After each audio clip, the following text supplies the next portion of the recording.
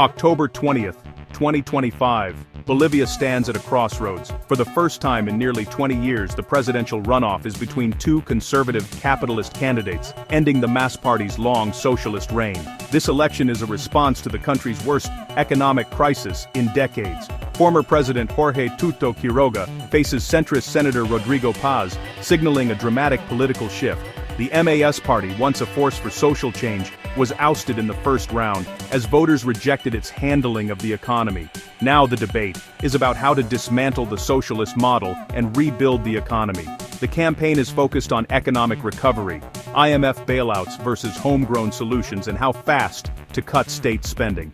Bolivia is desperate for stability after years of inflation, fuel shortages, and a collapsing currency. Daily life has become a struggle with soaring prices and paralyzed transportation. The nation is watching, hoping for a leader who can restore confidence and chart a new course. This runoff is more than a political contest. It's a referendum on Bolivia's future. The outcome will determine whether the country can escape its economic turmoil. For millions, this is a fragile moment of hope. The runoff offers two starkly different visions. Jorge Quiroga, ex-president and business favorite, proposes rapid, painful reforms, IMF loans, deep spending cuts, and ending fuel subsidies. He promises to privatize state industries and slash the public payroll to attract foreign investment.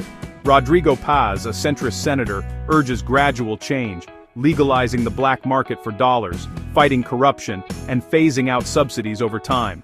Paz rejects an IMF bailout, fearing unrest, and instead seeks internal solutions to stabilize the economy. His running mate, ex-police captain Edmund Lara, is known for exposing government corruption on social media.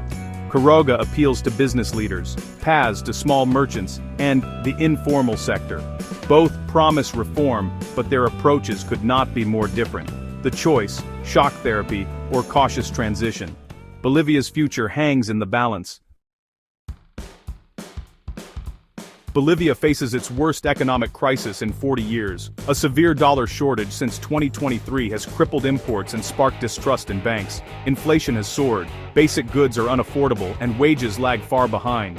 Fuel shortages paralyze transport and industry, with long lines at gas stations and billions spent on subsidies. Natural gas production, once Bolivia's lifeline, has collapsed. The government's spending spree has drained reserves, making daily life a struggle for millions. Small businesses can't import goods. Families can't afford essentials.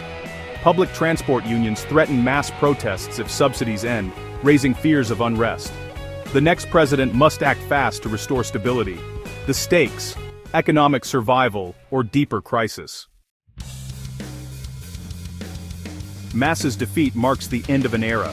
Once celebrated for reducing poverty and empowering indigenous Bolivians, the party fell to infighting, corruption, and economic mismanagement. The deepening crisis fueled public anger and a sense that MAS cared more about power than people. Voters rejected the status quo, but enthusiasm for the alternatives is muted. Many Bolivians feel all politicians are out of touch, voting more from obligation than hope. Both Quiroga and Paz struggle to win trust in a climate of cynicism. The challenge convince a weary nation they offer real change. Bolivia's political future is uncertain, shaped by disillusionment and demand for accountability. This election will reshape Bolivia's politics and global alliances. Both candidates promise to pivot from the leftist bloc toward closer ties with the US and the IMF. Washington welcomes the shift, seeing a chance to regain influence in the region. But the next president inherits a nation in crisis. Dollar shortages, inflation, and looming unrest over subsidy cuts. Painful reforms are inevitable, and resistance from unions and social movements is certain. Quiroga offers rapid adjustment, Paz, a slower homegrown fix.